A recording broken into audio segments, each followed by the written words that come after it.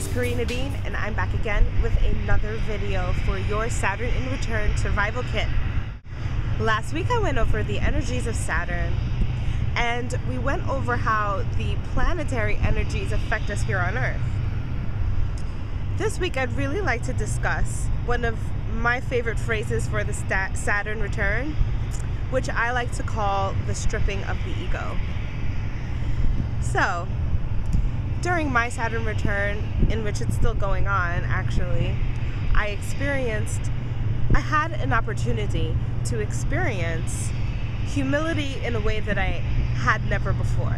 This humility really had to do with the breaking down of the ego. Now let's talk about that, the ego. The ego is the identification of something. The need to title something, to give it shape, form, categories. The ego has a lot to do with shape and form and structure, which I believe is also what Saturn has to do with. The name Saturn has an identity towards it. If we stripped Saturn of its name and just understood its energetic vibration, then we're taking the ego off, we're taking the identification off, and we're just looking at it in its raw form. And Saturn in its raw form is about time. Time is everything. Time shapes how our projects or manifestation will occur, when it will occur. Time determines everything. In itself, time shapes and has its own form and structure. And this is what Saturn represents, that timing, the shaping, form, and structure. So, if we look at the ego and Saturn, what ends up occurring during a Saturn return is that what you may have identified with before over this time in your life, 20 to 29 years, everything that you have experienced and has shaped your identification may undergo a stripping, a place in which you are just experiencing your energy and having to let go of what you might have identified with or considered yourself to be like, or considered how you may always operate. See, once we hit 28, we start to get into a rhythm of our lives, and we see how far we've come, and we've shaped so far our storyline.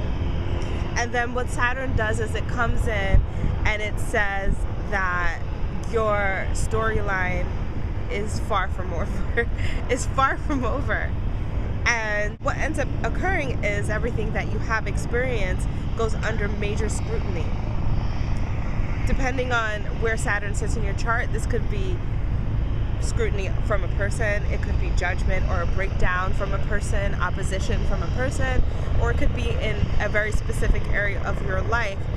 But what ends up happening is whatever you identified with or have come to know yourself as experiences a breakdown. And you are taken off the form and the shell and come into experiencing, and if you are an aware and conscious person, you'll see the shaping of your ego and the shaping of everything that you have seen yourself become. Let go.